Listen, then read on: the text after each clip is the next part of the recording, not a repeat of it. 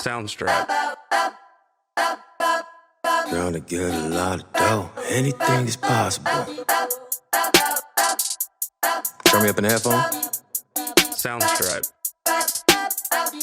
Yeah. Trying to get a lot of dough and dirt through all the obstacles, cause anything is possible. Yeah. Oh man, I got a lot of goals. Stack that bread and by my nose. Anything is possible. Yeah. Trying to get a lot of dough and dirt through all the obstacles, cause anything is. All right, welcome back to the XANDOSPORTS Show. I'm your host, Ricky G. Stanley. Tonight we got three guests. We got Michael Lewis, Donovan Davis, and we got Ron.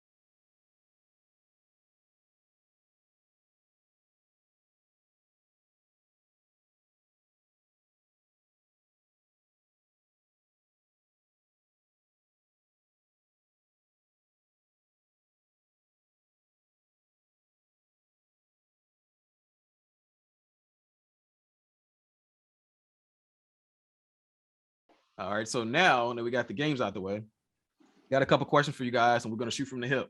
However, each topic, we're all going to answer on it, but it's going to be about different franchises. So we're going to go with, we'll start with Ron's team first. And we're going to ask him first, and then we're going to ask everybody else, do you feel that Dak Prescott is the future for the Cowboys? I think he's capable of being the future for the Cowboys. I'm not upset about the fact that he got paid. It doesn't bother me.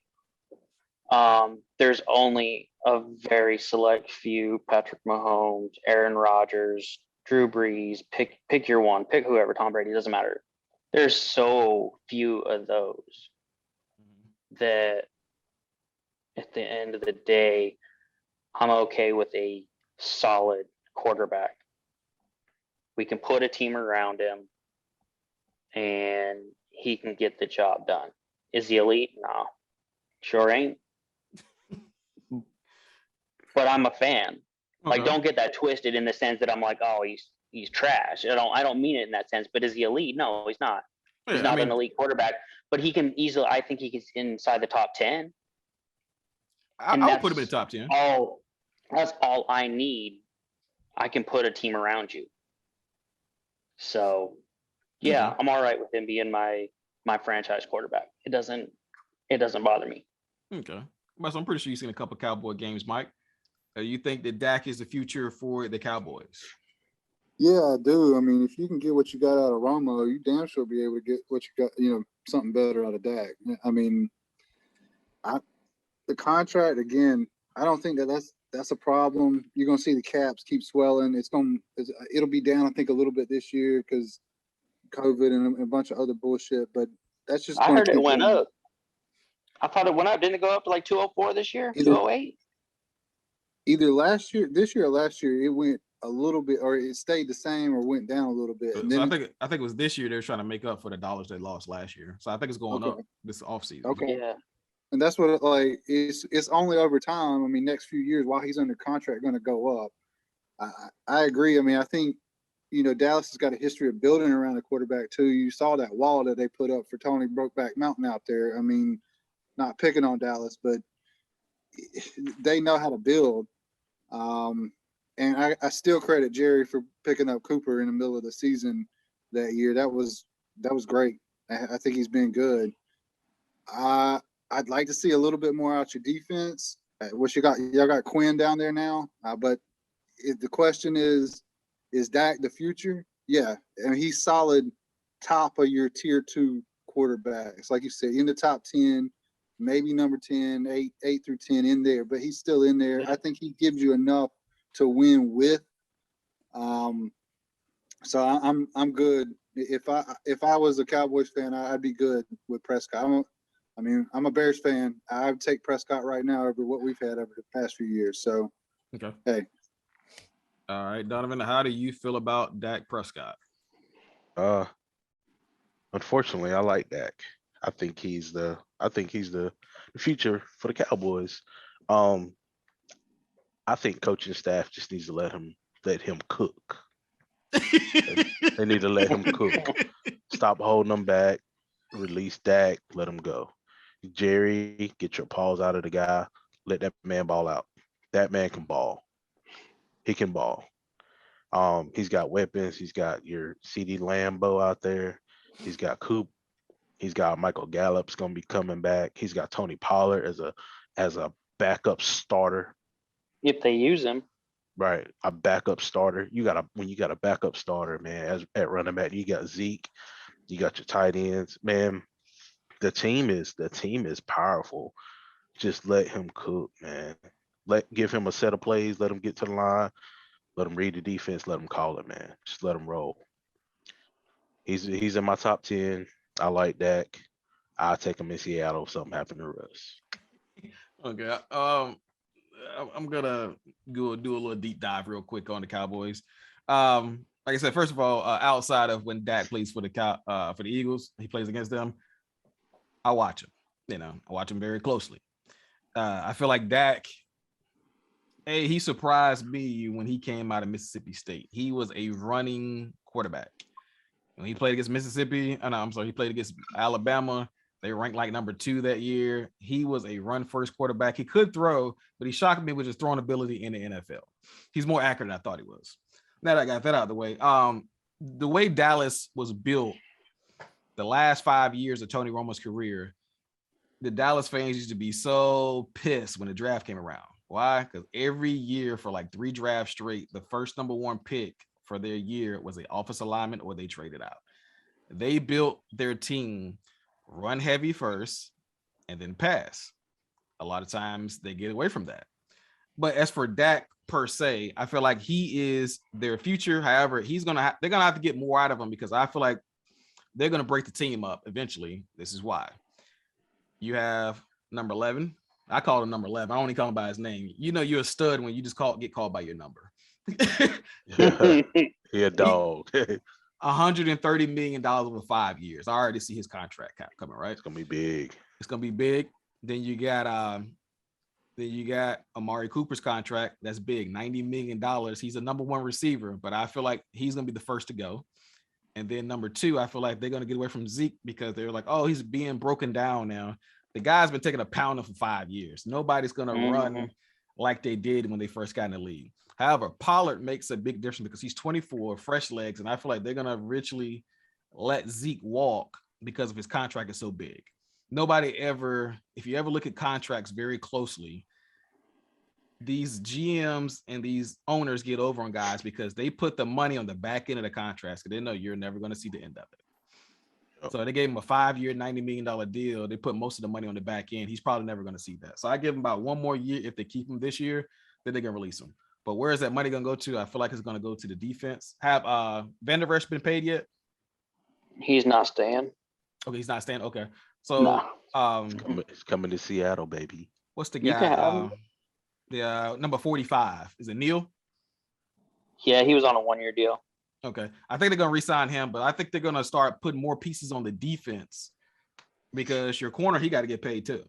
Now, I don't feel like he's a lockdown, but I feel like he is a good corner. He got good ball skills. I don't care about when nobody said, oh, he gave up 1,000 yards. Okay, if he gave up 1,000, how much did Brown give up? Because the guy still had 11 picks this year. He got the offense back. Yeah, they gave us that statistic like, oh, he gave 1,000 yards. I'm like, but what he did now, I've seen times, what's his name? Nnamdi Asomugha. Y'all remember him?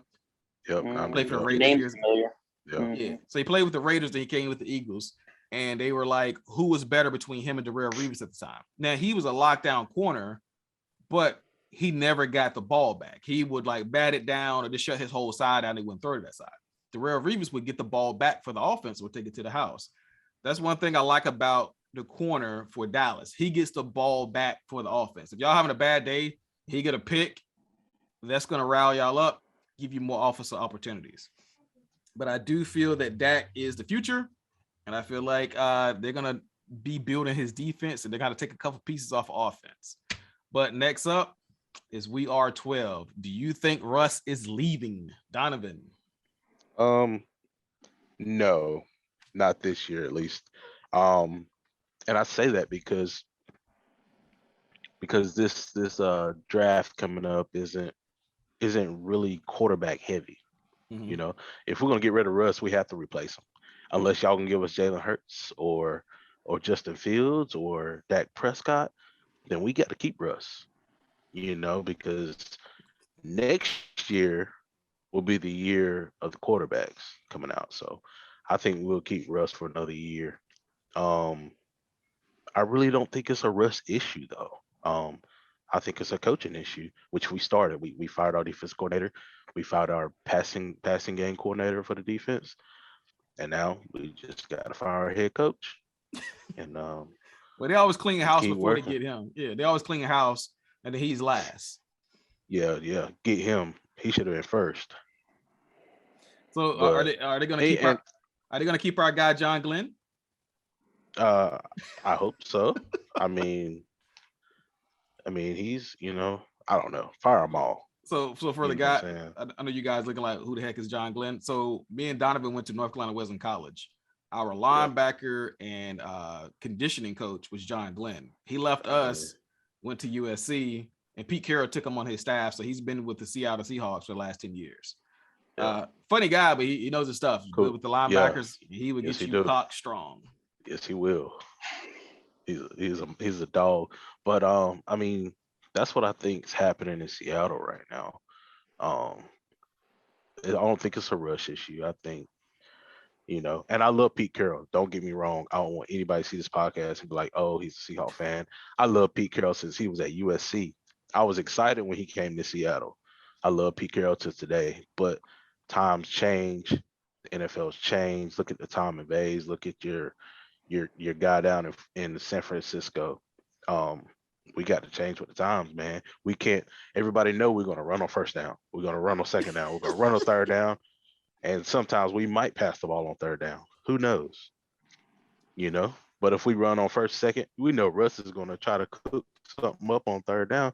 We already know he's going to try to throw it to Tyler Lockett or DK Metcalf. They know that. I mean, and we don't get away from it. And on defense, we stay in cover three. we stay in the cover three. We don't run a cover through. We don't do any stunts on the defensive line.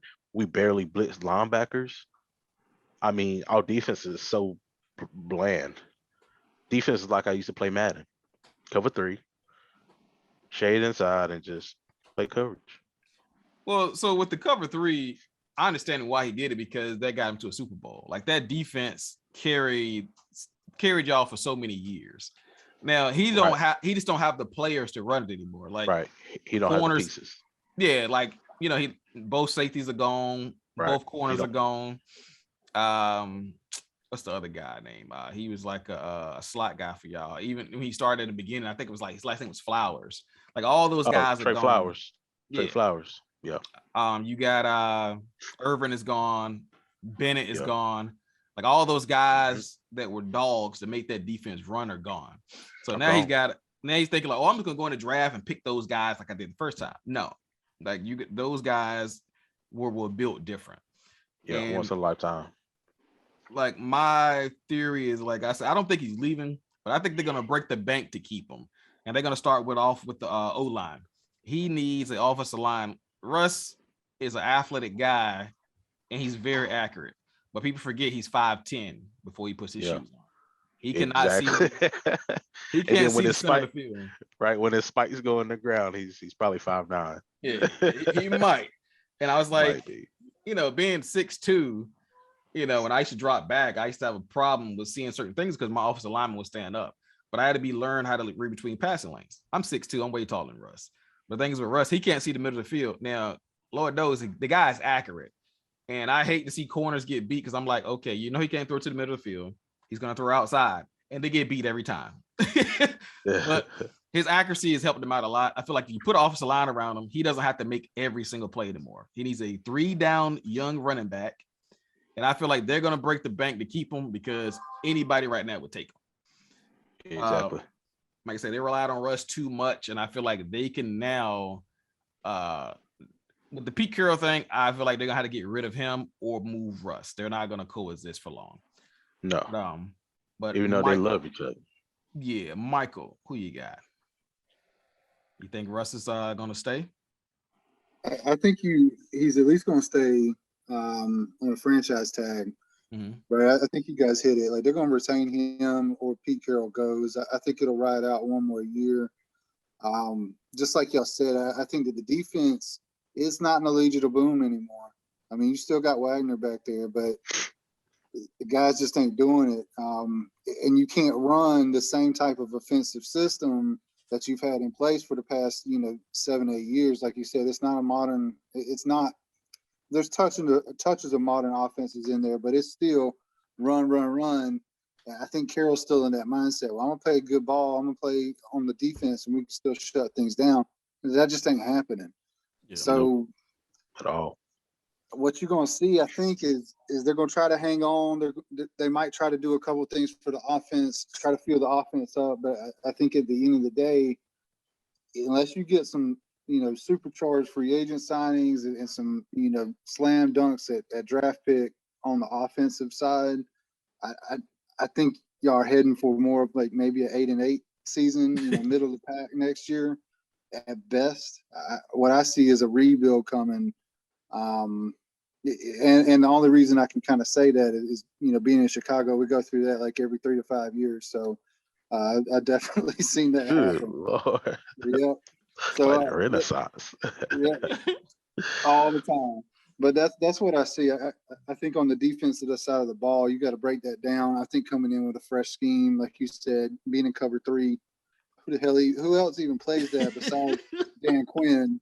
Nobody. So yeah, right. And don't get me wrong, we have defensive. Where's Dan Quinn? Oh, he in Dallas. He can stay in Dallas though. He in Dallas. I'll keep Dan Quinn now. Shoot, he can be my head coach right now. But we have pieces on defense, man. Those guys can ball, but they just got to be put in the right system. Yeah. You know what I'm saying? That's it. He's going somewhere.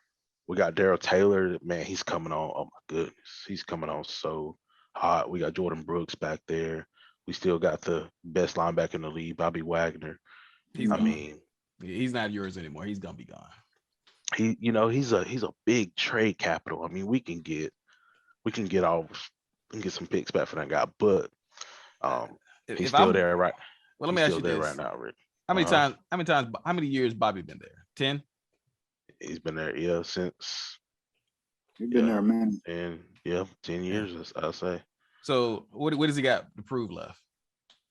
He got nothing to prove. He's been to Super Bowl twice. He's been the best linebacker for 6 years running, easy. Yeah. And he has nothing to prove in Seattle, but he can help groom my linebackers because Jordan Brooks is Bobby Wagner 2.0. Daryl Taylor. I mean, we need his veteran presence. We need him as a coach on the field. He's great. If I'm Bobby Wagner and they say they're gonna trade me, I'm walking away. Because the thing is, if they're gonna try to trade me, they're gonna try to get. I'm not gonna let them get nothing from me. I'm walking away. I'm saying I'm retired because he only got 1 more year on that deal. Sit out, get healthy, and then hit the free agency. You're not gonna use me like that. No, you're not gonna use me for a rebuild. Absolutely not. I feel like outside of Luke Kuechly, he was the best linebacker for a long time, and I feel like he's still there. Like he's on what 28, 29. No, he's in his 30s. But like he still has it, and I feel like his instincts are great. He's like 31, yeah. I think that's still fairly young for a linebacker because I mean he has a. If you wanted to rebuild your defense right now with Bobby Wagner, I'm going big up front. I'm getting a big boy up front to keep double teams off of him, and I'm gonna let him hunt. I'm gonna let him go get it. He can still play the pass. He can still thump you if you come through the hole. Like I said, Bobby Wagner can still play. He's all pro 6 times. I still rebuild off of him if I'm a new coach coming into Seattle. Bobby's not going anywhere. But if they're gonna demand a trade, I'm out of there. But I feel like Russ is gonna be the center keystone piece. It's because he got more years than Bobby. Ron, did we get your take on that one yet? No. Okay. If it were me, and with as weak as this quarterback class is, I think your best time to start your rebuild is this year. I would blow it up. I would turn that thing into Chernobyl. I mean, just take it to the ground, because you're never going to get more for Russ than you are this year by anybody. Chicago would be happy to have Russ. I'd be happy to Philly have would their be happy to quarterback. have Russ. Giants. How many different teams would be happy to have Russ right now? So you gain your draft capital there. Pete Carroll's a great head coach, but even great head coaches run their course. Their time comes, and it's just like you just need a fresh start for your whole team, for everything. Dump Pete Carroll, get somebody in there. It doesn't matter who. You could Eric Bieniemy. Go send Eric Bieniemy over there into Seattle with a slew of draft picks. Honestly, if it was me, your GM kind of suspect too, because even it doesn't matter how many draft picks I give you, you're gonna trade him. Dumb shit like Rashad Penny in the first round. Rashad's coming. He's coming to life though. He's coming to life though. So like, but you know how I felt about that with draft that being pick. said, knowing the fact that that's your guys' MO, if it were me, I'm gonna gain as many draft picks as I possibly can. Get Bobby Wagner out of there, you'll gain a pick this year, next year, not to mention the comp pick that you're gonna get for him. He can't retire now, because if he retires now on the contract, when he comes back, they'll retain his rights. So he'd have to come back to Seattle anyway. So he would have to wait till his contract is completely over before he would choose a retirement move. Is he? This is last year on his contract, or he has one more year? I don't know. Okay. Donovan? I'm not 100% sure. Okay. But either way, like I said, if it was me, this is your year. Take it to the ground. You've got a couple more years of DK Metcalf on a rookie deal, not to mention a 5th-year option. So if you have to grab a new quarterback, you've got a veteran, solid receiver to match with Tyler Lockett. I don't know what his contract looked like, but either way, that's what I would do. And when it comes to Russ, I don't think Russ will be the next year. I really don't, because where there's smoke, there's fire, and there's been smoke with Russ for well over a year now. Yeah. He's had way too many press conferences where it's just like he's wavering. Yeah. And with that wife Sierra, I'm pretty sure the New York Giants look pretty good. She gonna be about that New York life. Okay. Yeah. So if wifey ain't happy, ain't nobody happy. Exactly. Yeah. I'm gonna say, so 2022, Bobby Wagner's contract is up. So this is his last year coming up. This is last year coming up. Okay. So if it were me, I'd dump him now to get that comp pick for later. Okay. Unless you want to pay him, because even though Bobby Wagner's great, and I have nothing against Bobby Wagner, he is what, 30, 32? 31. 31? Okay. So you're not old, but you're knocking on that door. I'm not giving you another big contract. Yeah, the last one he signs 3 years. So the person who's going to give him a big contract is that team that thinks they're one piece away. Like the Bengals. They just need that one little nudge over, like a Charles Haley back in the day, right? Like there's that one piece that unlocks everything. And it's like, all right, we got it. That's who's going to sign him. And like I said, you gain a comp pick because somebody will sign him. He's not washed up. And odds are you'll get enough of a contract that you'll get a solid 3rd round comp pick. I mean, he had 167 tackles last year? Right. Something like that. Something crazy. And just so you know, Bobby Wagner 2.0 is in Dallas. He goes by the number 11. We don't need his name, right? We don't need no name. I don't need no name. Ain't no name either. I don't need no name, but he gonna play defensive end. So that's where 2.0 resides. 2.0 Jordan Brooks, baby. Yeah, let's see. All right. So you guys have got to witness, especially being in the NFC East, you guys got to see Jalen Hurts for at least 2 years now. I'm gonna ask Ron first. How do you feel about Jalen Hurts and being the future of the Eagles? I think, and I don't mean harm. I just think he's a competent bus driver. Mhm. He would not be the future of my franchise. I just,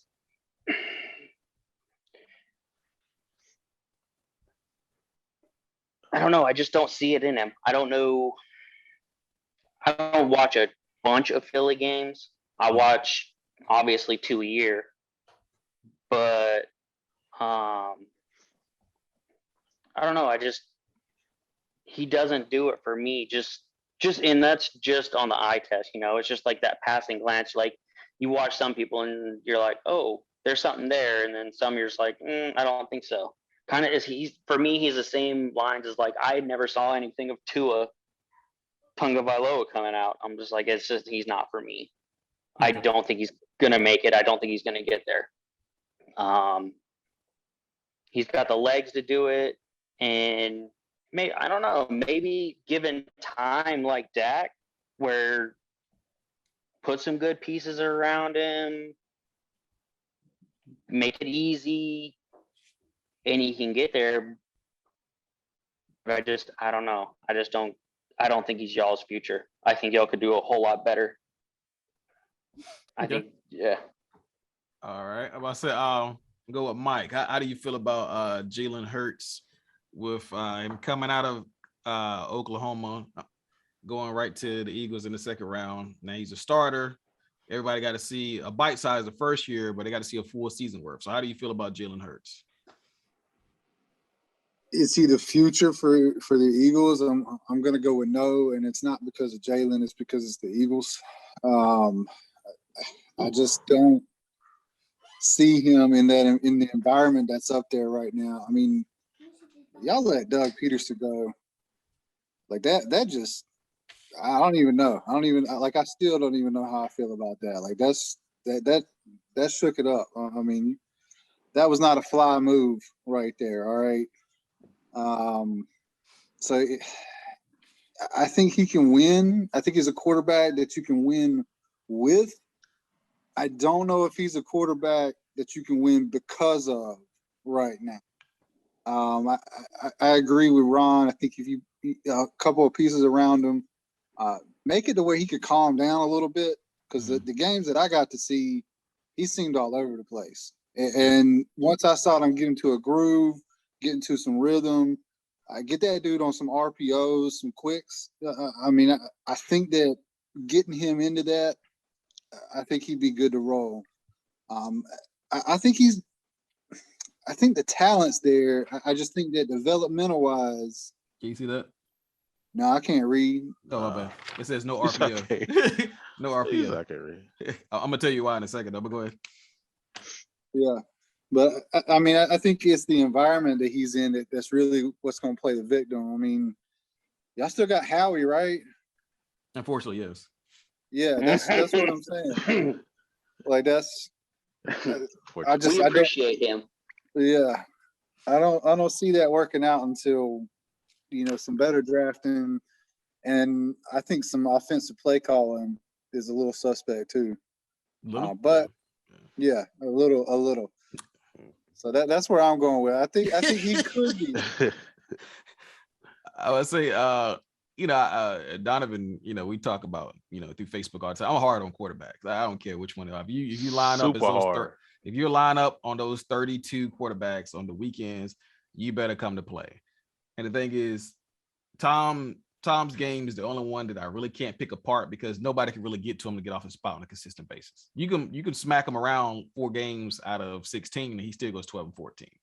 But everybody else, like prime example, I was big on Baker Mayfield, but I knew what his flaws were, and the NFL found out too. Thing is, he's a primary read guy, right?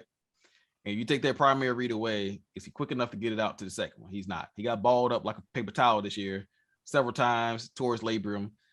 Like I said, Cam Newton, I picked his game apart 10 years ago. I said, and anybody that goes back and watch it, want to contest it, his best year ever in the NFL to me was his first year. He throws 4,000 yards easy 4,000 yards without OTAs, without practice. He went out there and threw the football. The thing is, he threw it against a zone coverage. As soon as they went man-to-man and started scheming for him, the run wasn't working anymore. He got balled up. He didn't develop his game. But as for Jalen Hurts, I'm going to get to the point. Could he be the future? Yes, he could. But I'm going to tell you why he can't right now. First of all, no RPOs, Mike. These guys got flagged 15 times this year for RPOs. Jalen Hurts, I don't know if he don't understand. Yeah, they should have took it out playbook because up here something ain't working with him.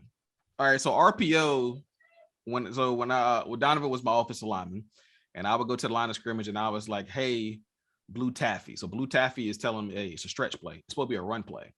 But I'm gonna let my receiver know, like, "Hey, if he comes, I'm gonna hit you on the slant."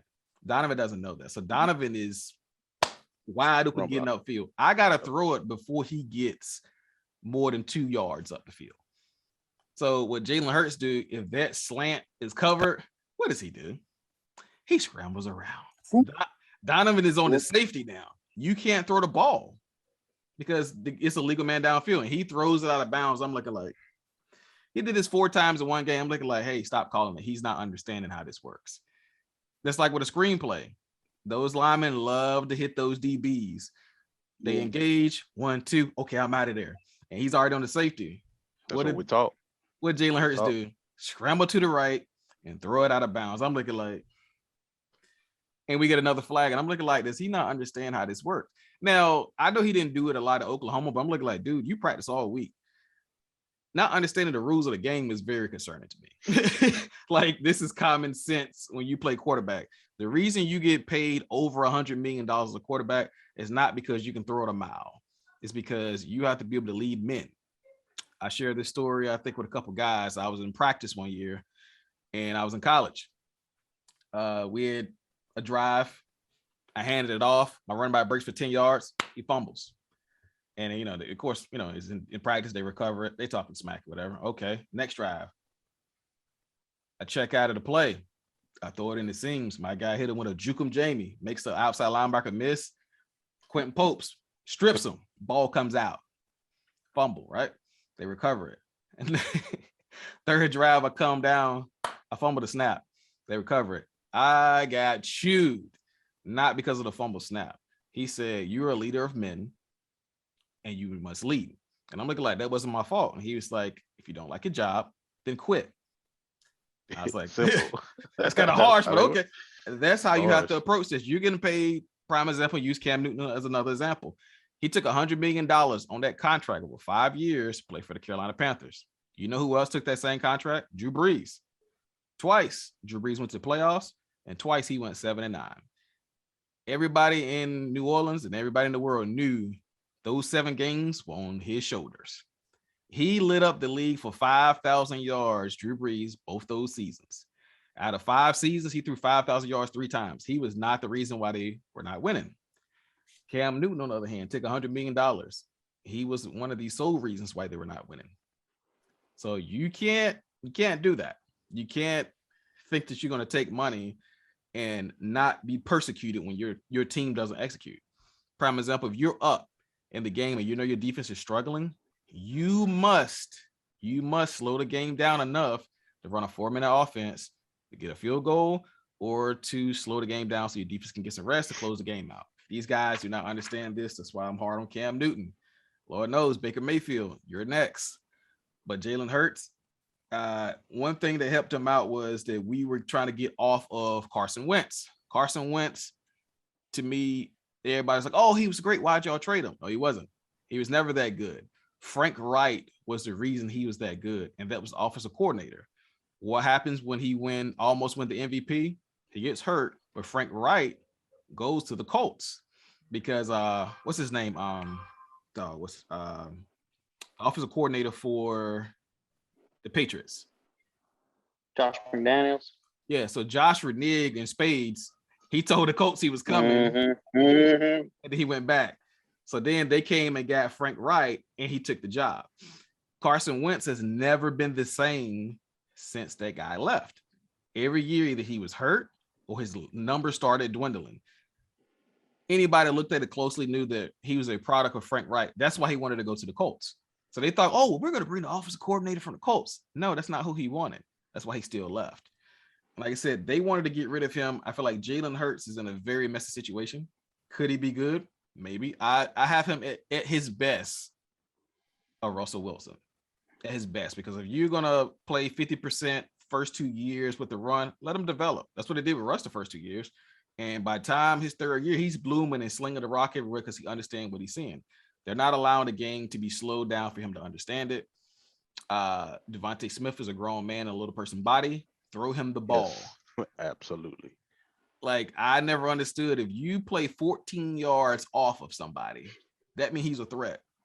They had nobody underneath. Like, I could see if like they're just playing zone and they had a linebacker underneath. I'm taking the snap and I'm throwing it right down the line of scrimmage. And I dare that corner to make that tackle one-on-one against Devontae Smith. I mean, Devontae Smith is like trying to tackle somebody in a phone booth. It's not going to really happen all the time. So they mismanaged that game. We need another receiver for him to be okay.